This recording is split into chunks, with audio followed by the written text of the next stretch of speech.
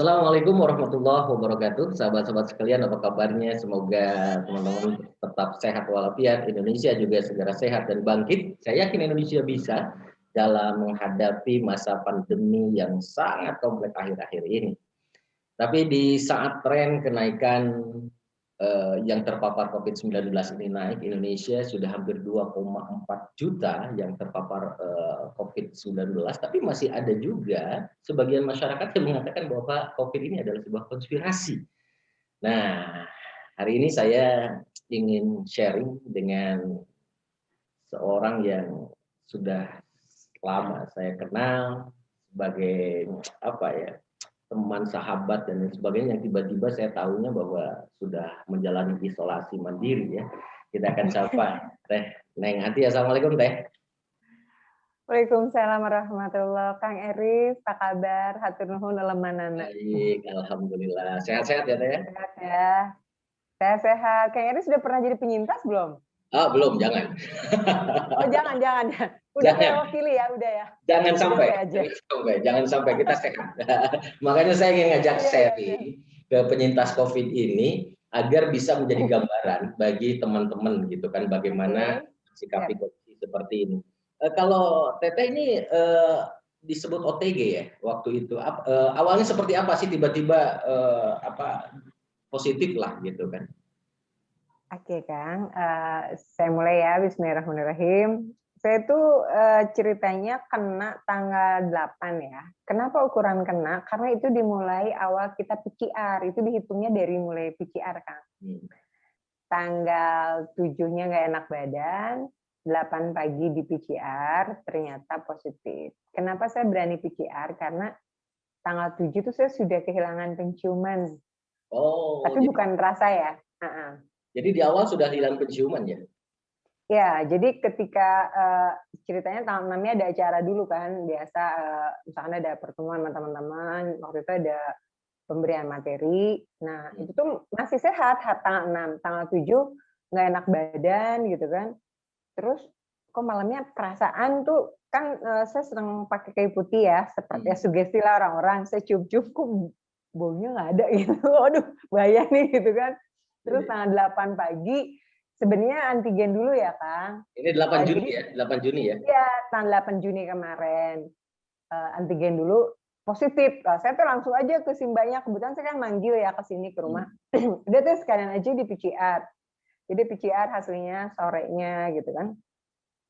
Sebenarnya saya agak tidak mematuhi aturan sih. Kalau orang-orang kan sebenarnya kalau mau di PCR itu 3 hari setelah gejala. Kalau saya sih sehari aja langsung gitu.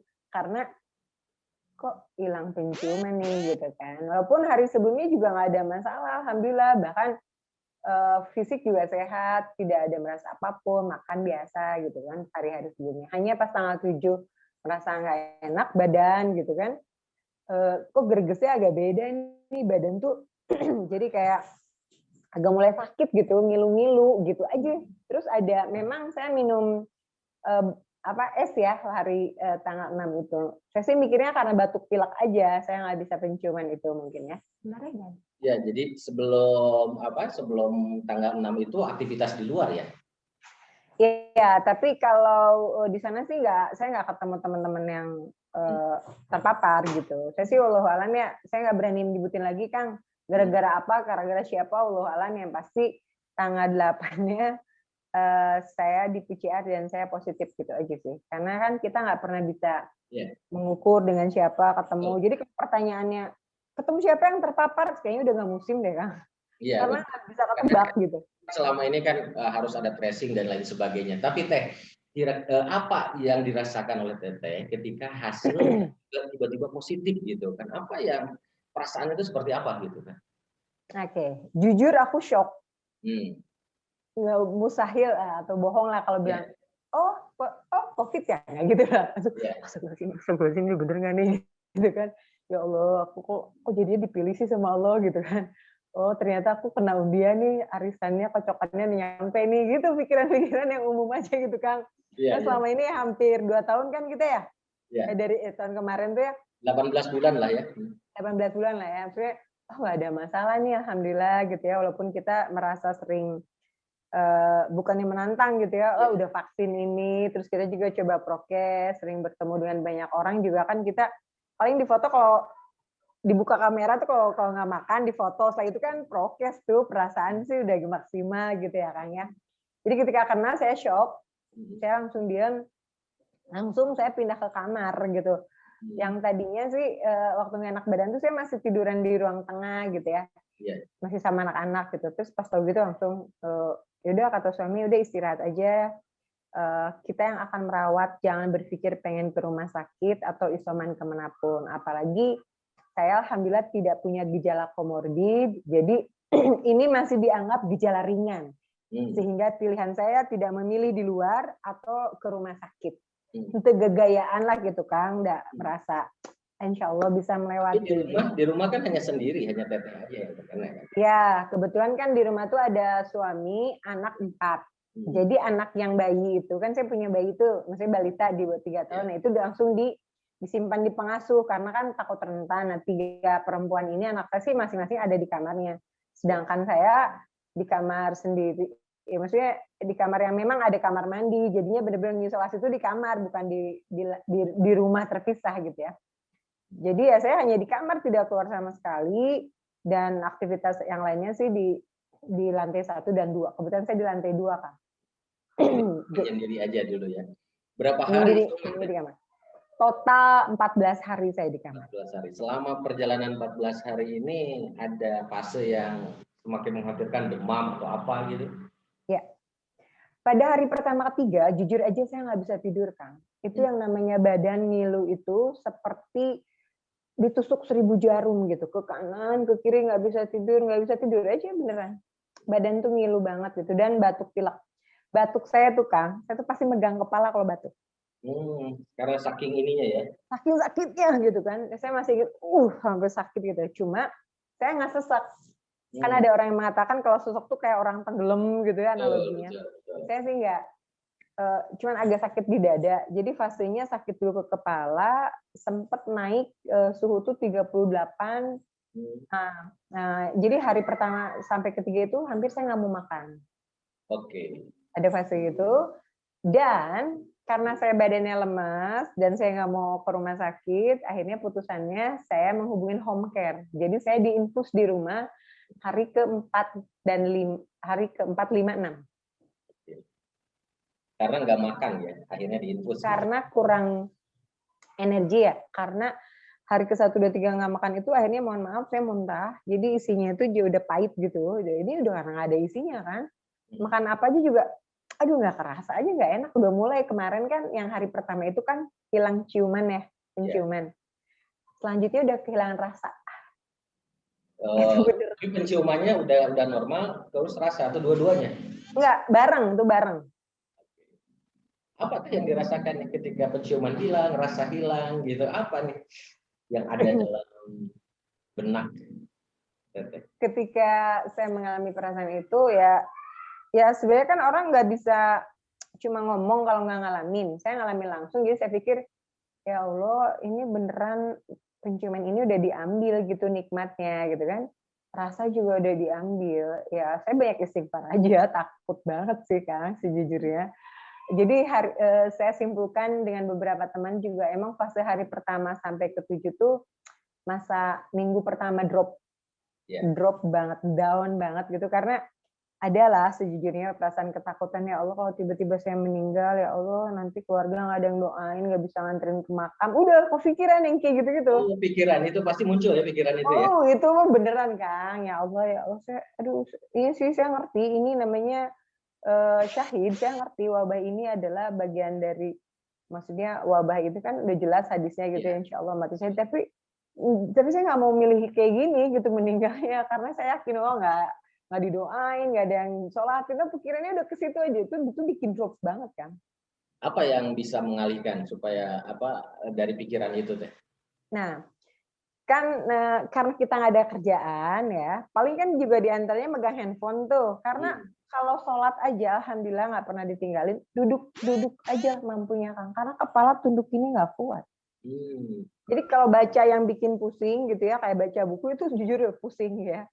Ya mungkin kalau baca Al-Quran juga beneran yang cuman aneh gitu ya, kuatnya cuma berapa lama gitu ya. Malahan lebih anteng baca handphone.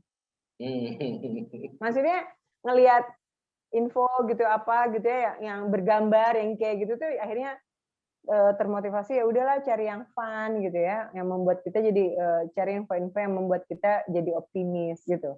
Kan ada orang yang ketika terkena COVID ini dia puasa medsos gitu kan karena nggak mau tahu Ya, apa yang terjadi gitu kan. Itu juga betul. di skip aja ya informasi-informasi tentang COVID itu ya deh. Sejujurnya saya sih enggak, tapi saya mengurangi. Kalau dikurangi enggak, tapi sempat saya mengalami fase di mana ketika pas fase hari ke-1 ke-7 itu ada beberapa sahabat yang meninggal, Nah, sesama MC bahkan soulmate gitu, sampai ya, mikir, betul, betul. ya Allah seusia gitu kan.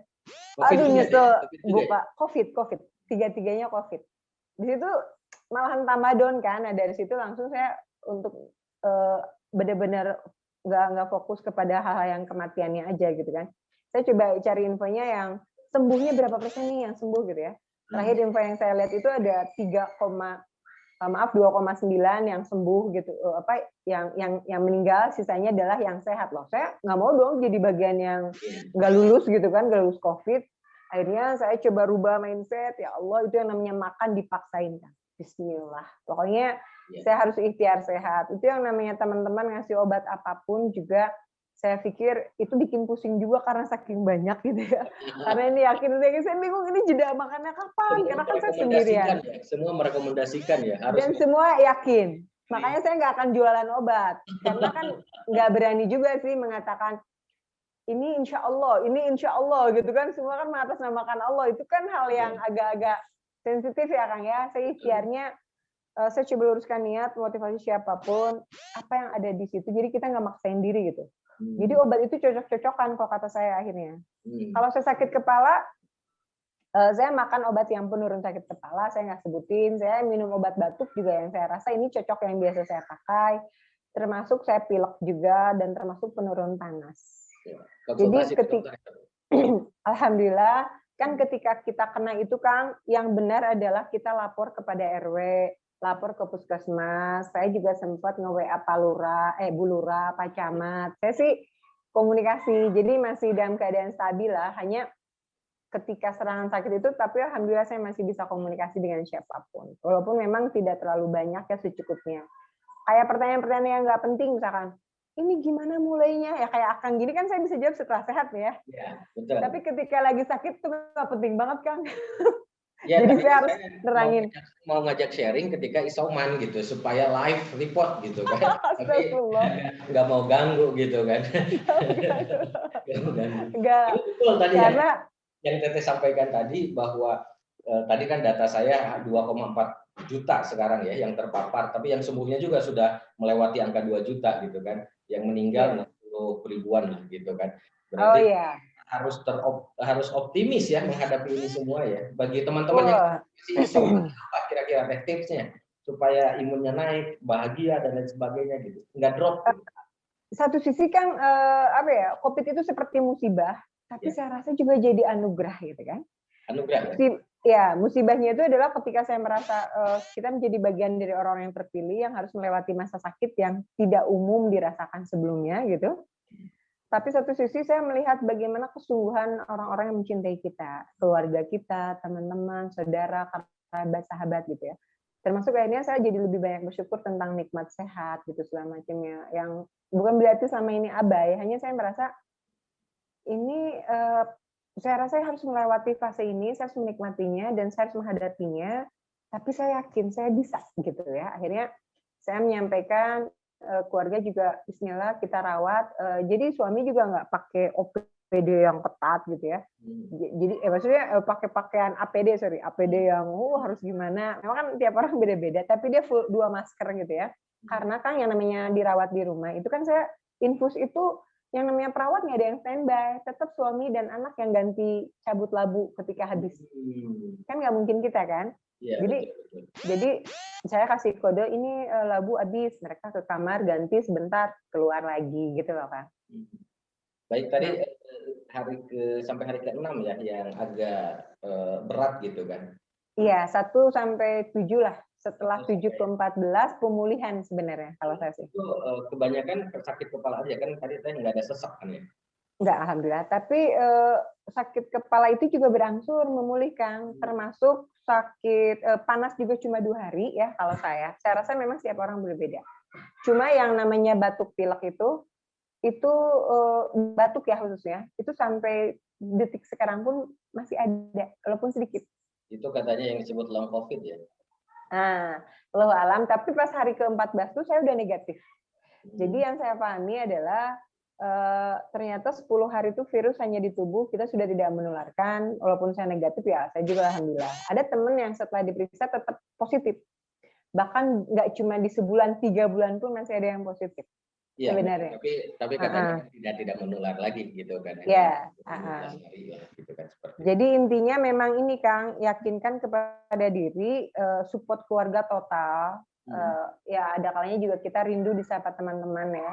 Walaupun saya tidak bermaksud publikasi bahwa saya sakit, saya nggak bermaksud pengen dikirim apapun sebenarnya, tapi lebih kepada teman-teman yang kontak dengan saya pada saat itu sebagai kontak erat kan harus diperiksa gitu ya. Betul. Karena posisinya saya harus terbuka gitu kan kepada umum. Kalau saya tidak bertemu dengan banyak orang, saya melihat banyak pilihan-pilihan orang yang sembunyi-sembunyi tidak cerita. Ya. Nah kalau saya karena merasa masih suka bertemu banyak orang, pada saat itu sempat ada pertemuan-pertemuan offline. Jadi saya harus sampaikan di sebuah komunitas dan juga secara umum gitu kan, bismillah niatnya untuk menyampaikan, termasuk saya mohon doa pada semuanya. Kan saya tidak tahu apa yang terjadi tiba-tiba Allah mengambil saya gitu kan. Betul. Seperti kisah-kisah teman-teman sahabat saya gitu kan. Orang Neng Abia tuh harus dipublish gitu kan, karena aktivitasnya banyak gitu kan, jabatannya banyak gitu kan. Ya. Jadi betul-betul harus dipublish dan akhirnya banyak orang yang mendoakan. Saya pun juga baru tahunya beberapa hari setelah kita menjalani isoman ini kan, tidak tiba-tiba itu pun juga dapat informasi gitu kan. Nah, kemudian banyak orang yang sekarang yang mengatakan bahwa ya sebagian lah, tapi juga viral gitu kan. Bahkan kemarin ada dokter yang mengaku dokter gitu mengatakan bahwa ini salah penanganan lain sebagainya. Kemudian juga dia mengatakan COVID ini konspirasi ini. Bagi teteh yang sudah mengalami ini gitu kan, gimana sih cara mensikapi orang-orang seperti itu sehingga mereka jadi abai terhadap prokes gitu kan? Yes. Buat saya begini Kang, itu kan adalah istilahnya kita ikhtiar sehat ya. Kita kan punya, kalau bahasa teman-teman memakai akal sehat gitu ya. Kalau informasi-informasi yang meresahkan seperti itu, nampaknya kalau bahasa saya jangan sampai diberi panggung gitu. Karena itu membuat orang-orang jadinya tidak disiplin dan tambah abai. Saya percaya ini ada takdir dari Allah. Tapi saya juga percaya kita harus ikhtiar gitu ya. Mau bilang apa gitu ya, kalau masih bilang konspirasi, ini nyata gitu di sekitar kita segala macam. Masih aneh aja gitu kalau orang yang malah lebih sibuk menyalahkan dibanding mencari solusi. Apalagi hanya provokasi dan tidak memberikan spirit gitu kepada yang lain. Saya sih berada di posisi yang memilih lebih baik saya merasa saya harus mengingatkan siapapun untuk prokes. Kenapa? Karena ini sejarah di dalam agama Islam juga itu pernah ada kisah seperti ini, sampai ada hadisnya ketika kamu wabah berpencarlah kamu kemanapun, sampai yang namanya sholat juga bukan hayalah sholat ngajak ke masjid, tapi kan masjid juga dihindari gitu kan, sampai ada fase-fase upaya-upaya, bukan berarti sesuatu hal itu malah jadi berbalik 180 derajat kan, kita malah memarahi orang, mengutuk segala macam. Itu bukan solusi. Jadi lebih baik memang kita mengakui ini fase di mana kita memang teruji keimanannya, tapi juga kita teruji akal sehatnya, termasuk kita juga harus maksimal ikhtiar gitu aja. Saya termasuk yang agak kasihan kepada orang-orang yang gampang tersugesti atau ya gampang ya terprovokasi ya, karena saya rasa setiap orang pasti ada plus minus memang, tapi yang namanya tsunami informasi kalau kita tidak selektif itu malah akan membuat kita jadi nggak waras, saya bilang mohon maaf ya. Jadi on the track aja gitu. Saya sendiri ngerasa memang ada Kang, memang benar gitu ya. Dan akan percaya itu kalau orang yang ngalami, kalau yang orang yang ngalami nggak akan percaya. Tapi ada juga gini. Saya percaya dan tidak mau mengalami. Ya itu pilihan yang cerdas. Ya percaya dan ya nggak mau ngalami ya. Saya suka bilang ke teman-teman, udah saya wakili, kamu nggak usah gitu kan. Ya saking saya nggak mau juga teman-teman ngalamin betapa ini kan memang tidak mudah gitu melewatinya. Karena ada teman-teman yang misalnya kuat iman juga dalam tanda kutip gitu ya. Tapi ketika dia nggak prokes juga kan akhirnya kan kita berpikir apakah dia nantinya husnul khotimah kalau akhirnya malah menggerutu gitu kan. Kan pilihannya ketika kita pasrah menyerahkan diri sama Allah juga kan kita mau makan obat, kita tetap makan, tetap minum. Kalau nggak melakukan itu tuh namanya bunuh diri kan, ya nggak? Ya, tapi ada juga yang mengatakan bagi orang-orang yang nggak percaya tuh, dia prokesnya ketat lain sebagainya, tapi kena juga. Saya prokes biasa-biasa aja nggak kena, itu gimana? Ya itu mah cuma kebetulan aja. Kita melihatnya random aja sih, jangan dijadiin kebanggaan. Saya juga kan udah vaksin 2 kali dong. Betul. Tapi saya tidak mengatakan, percuma vaksin enggak. Tapi saya merasa untung saya vaksin. Saya cuma 14 hari sakitnya. Gitu. Coba kalau yang nggak vaksin, bisa 2 bulan, 3 bulan. Bahkan Ya, yang terbaru. Dirasakan ya, ada orang yang vaksin kena tapi cepat ya recovery-nya. Ya, nah itu mah logis gitu ya, karena kan dia sudah punya imunitas yang berbeda dengan dirinya. Bahkan kemarin, ini serius nih, saya nggak akan sebutin orangnya karena nggak enak. Dia adalah seorang tokoh budayawan Muslim gitu ya. Dia sama waktunya dengan saya. Tapi dia anti vaksin, mohon maaf. Saya bilang, kamu sih nggak divaksin. Sampai sekarang dia masih sakit dong, Kang. Setelah saya sudah jag-jaguar ringkas, dia bilang, nggak bisa. Vaksin itu buat saya prinsip hidup. Teman-teman saya juga divaksin, maraot, ngomongnya langsung frontal gitu ya. Ya udah, nggak apa-apa. Kita yakin aja di keyakinan kita ya, masing-masing kita percaya. Tapi kan, kalau saya bedanya saya ikhtiar. Saya Betul. Tapi akhirnya ya tolong hargai katanya. Saya nggak mau dirubah. Oh ya nggak apa-apa. Saya cuma bilang kamu sakitnya lama banget.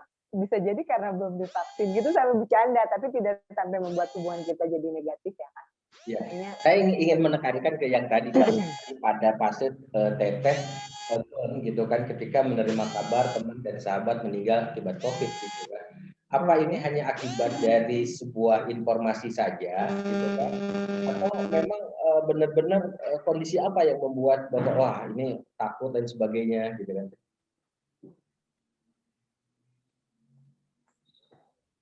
Saya rasa itu naluriah ya Kang ya. Ketika saya melihat banyak seorang teman tiba-tiba serangan COVID itu menyerang dada. Nah, yang sering jadi masalah lalu tiba-tiba dia harus dipasang sesuatu. Nah, itu kan yang antara hidup dan mati gitu kan. Teman-teman tuh bubar kayak gini masih WA-an, teleponan, tiba-tiba dia sesek, maka pilihan di rumahnya itu keluarganya udah langsung diventilasi terus dia dipasang alat, itu nggak pernah sehari 2 hari langsung nggak ada gitu. Jadi saya melihat ada ketakutan yang ya Allah teman meninggal seperti itu juga sangat mungkin terjadi pada saya. Walaupun memang mohon maaf, rata-rata nih kan saya simpulkan, rata-rata memang punya komorbid yang meninggal itu. Jadi tidak murni karena gejala ringan dan pilihan di rumah. Saya banyak melihat itu dan bukan berarti berani mengambil kesimpulan ya. Yang rata-rata cuma di rumah aja, nggak ada komorbid, apalagi OTG mah lulus gitu, jadi LC nantinya gelarnya lulus COVID gitu kan, sarjana COVID gitu. Nah, kalau yang udah mah komorbid, udah gitu nggak divaksin, mohon maaf ya, terus memang takdirnya dari Allah dia memang harus usianya begitu kan, namanya COVID itu hanya satu dari jutaan alasan ketika dia harus kembali kepada Allah kan gitu ya. Saya hanya melihat teman-teman yang begitu rata-rata memang bebannya apalagi masalah pernafasan, jantung. Ya udah deh, itu tuh biasanya jangan memilih di rumah, memang harus dikhususkan ikhtiarnya harus ke rumah sakit karena banyak sekali pilihan-pilihan alternatif obat yang agar tidak mengganggu untuk penyakit lainnya. Tapi kalau kita juga punya prinsip saya mah ada walaupun punya komorbid tapi saya pengen di rumah dirawat oleh keluarga, ya keluarga harus maksimal. Dia harus lebih rajin nanya dokter, ini dokter kalau dikasih obat ini kira-kira ada masalah nggak dengan jantungnya? Kalau ini gimana? Jadi emang bahasa Sundanya kita harus cinceng gitu kan. Jangan yang merawatnya jadi ikutan lemes gitu ya, harus benar-benar yang kreatif, makanannya apa, minumnya apa. Jadi juga dia harus ngatur obatnya sekalian ini obatnya. Benar-benar harus ada orang yang mendampingi makan obat sih. Karena kalau sendirian juga, aduh mana heulanya, ini tuh jam berapa ya, kan tidur terus juga kan Jadi, ada masa gitu. butuh support yang luar biasa dari keluarga gitu kan. Oh, wajib itu makanya alhamdulillahnya tuh yang sakit kan cuma saya. Iya. Kebayang nggak kalau yang serumah itu sakit semuanya, kayak teman saya ada 11, 15 seisi rumah kena Satu gitu kan. keluarga ya semuanya positif ya. Iya, harus ada yang hidang gitu kan. Harus ada yang normalnya lah yang bisa ingetin, ini kamu ini yang ingetin makan obatnya, makannya gitu kan.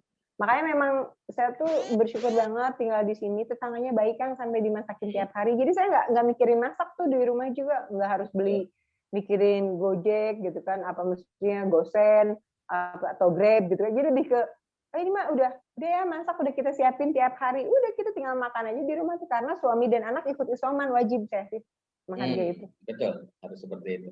Jadi mereka yang lainnya nggak keluar gitu.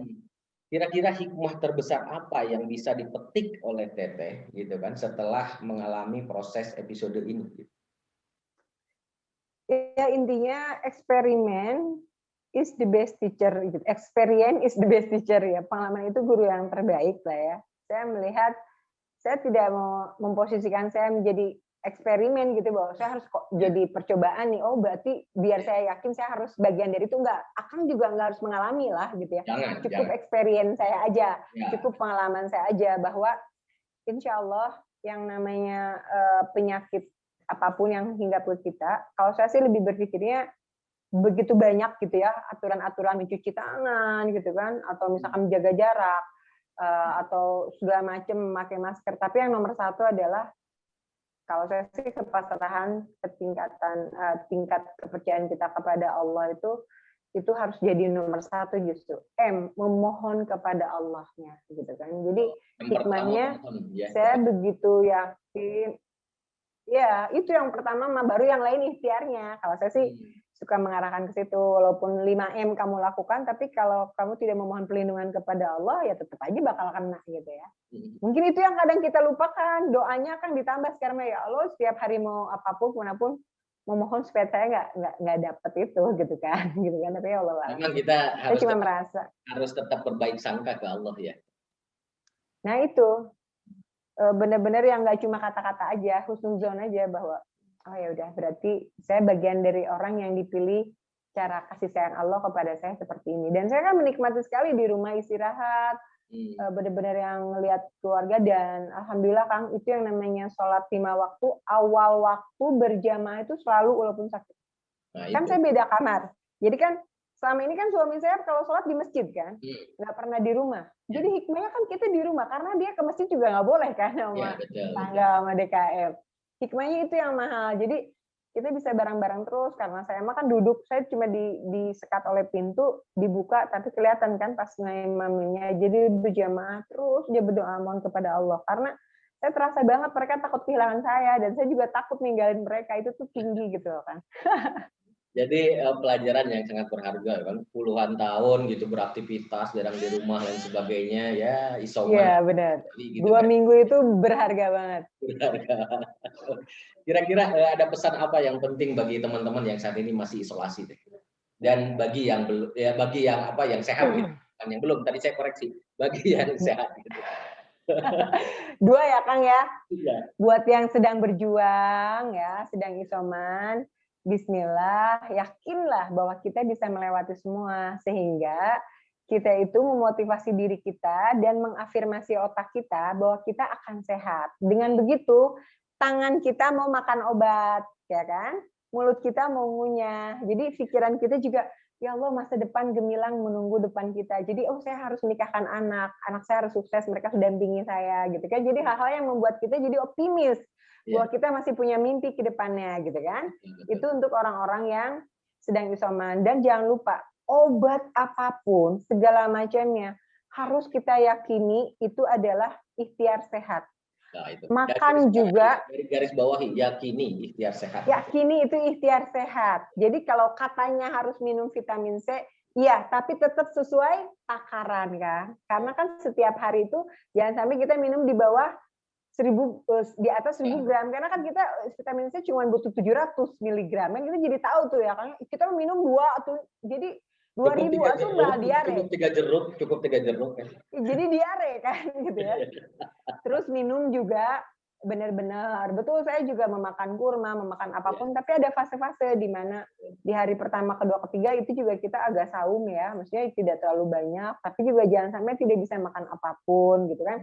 Jadi memang pas nanti ada fase pemulihan, itu saya dalam fase mamayu bahasa Sundanya, Kang. Jadi kalau Akang kemarin nggak sempat ngirim apa-apa ke saya, itu nggak apa-apa karena memang saya nggak susah makan. Tapi kalau sekarang saya lagi berarti tepat kan? Kalau sekarang saya lagi mamayu, jadi ini kode apa gitu kan? Ini kode sekarang. Kode keras. Nggak bohong, bercanda. Maksudnya bahwa kalau yang lagi sakit seperti itu, makan apapun, obat apapun, bismillah yuk, yakin. Bahkan saya tuh beneran mengaplikasikan pesan dari teman saudara gitu ya. Neng, bacanya tuh sambil sholawat. Saya tuh percaya banget. Saya baca sampai gemeteran, Kang. Cuman makan pisang doang gitu ya. Ya Allah, Muhammad. Sampai ke situ, saya tuh sampai takut banget ya Allah, tiba-tiba shock gitu. Atau tiba-tiba apa. Jadi saya mau makan obat, saya mau minum, saya mau ikhtiar saya lakukan. Tapi saya perlu sebutkan yang wajib kita punya ya. Lemon. Itu bisa melunturkan ya. Itu dicampur air panas gitu kan. Terus sama madu, itu makanan wajib tiap hari. Minuman wajib. Ini saya lemon. Nah, kayak gitu. Kalau itu terus yang namanya kayu putih. Kenapa kayu putih? Kan kita juga memakai masker kan ketika ada yang masuk gitu ya. Walaupun nggak ada juga ya kadang saya pakai. Kenapa? Saya sudah baca bahwa si masker yang ditetesi sama kayu putih itu memiliki anti peradangan. Jadi membuat kita sensitif kembali lagi, dan seminggu juga hidung saya udah kembali normal. Meskipun juga ada yang viral, jangan ditetesin karena bolong tuh katanya gitu kan. Itunya apa, maskernya ada yang viral kemarin. Memang gitu ya? Banyak yang viral gitu kan. Jadi betul-betul kita harus menilai gitu kan, sumber akurasinya itu yang benar yang mana gitu kan. Tapi kan kita juga ngapain viral terkenal tapi tercemar, kan nggak mau kan? Ngapain viral juga kalau nggak positif gitu ya? Pilihannya nggak harus selalu viral sih. Sudah pernah dirasakan oleh Teteh lah gitu kan, dan efektif. Ya, udah, saya udah ngalamin. Ya, jadi saya rasakan itu. Jadi termasuk suami itu sampai bikinin air panas di baskom gitu Kang ya. Itu namanya nebu alami gitu kan. Kalau kita punya alat nebu ya bagus. Saya juga memiliki kok oximeter untuk melihat bagaimana saturasi saya, bagaimana kebutuhan oksigen dalam darah saya. Saya periksa setiap hari, setiap saat beberapa kali. Oh, alhamdulillah sih rata-rata stabil. Minimal saya 89. Teman-teman ada yang 66, ada yang drop banget gitu kan. Alat-alat itu saturasi yang itu tetap harus ada lah ya. Saya punya, ya. Termasuk karena waktu hari pertama, kedua, ketiga itu didatangin sama perawat, saya ditensi kan, ditensi juga. Ditensi, saturasi, dan saya saya cuma 5 labu kan waktu di infus. Ya. Oke, Teh. Terima kasih. Pesannya buat akangnya belum? Tadi kan pesan buat yang sakit. Ya. Iya betul. Nah, kalau pesan yang buat yang sehat tadi ya Kang ya.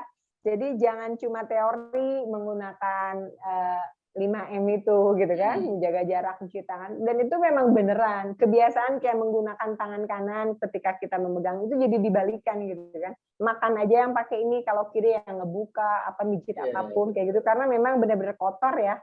Memang semuanya tuh dari tangan tuh beneran gitu kan. Kayak gitu. Kalau yang udah sehat mah lebih baik banyak bantu-bantu orang yang sakit kan, banyak support, banyak doain, menjaga diri, dan yang penting juga ya kita tetap memberikan informasi positif seperti ini. Insya Allah ini ada bagian dari ladang amal. Nggak cuma harus materi aja kan. Memberikan informasi-informasi yang menguatkan. Hai, banyak yang sehat loh. Oh, sekarang rumah sakit berkurang. Wah, pokoknya ngasih info-info yang membuat orang jadi semangat hidupnya ya. Jangan ngeliatin gambar kuburan aja kan. Apalagi ngomongin ambulan. Aduh, jangan deh. Ya, sehat terus ya. Saya selalu Teh, teman-teman karyawan juga ada yang positif dan sebagainya. Jangan nonton yang lain, nonton yang bikin ketawa. Gitu. Ya, bisa kayak gitu. Baik Teh, terima kasih ya atas waktunya. Ya, Kang. Sehat selalu, tetap semangat, dan mudah-mudahan menjadi inspirasi bagi teman-teman sekalian. Terima kasih. Baik teman-teman sekalian, demikianlah sharing saya dengan Neng Atia, penyintas COVID, dan mudah-mudahan bermanfaat bagi kita. Kita akan jumpa kembali. Terima kasih. Assalamualaikum warahmatullahi wabarakatuh.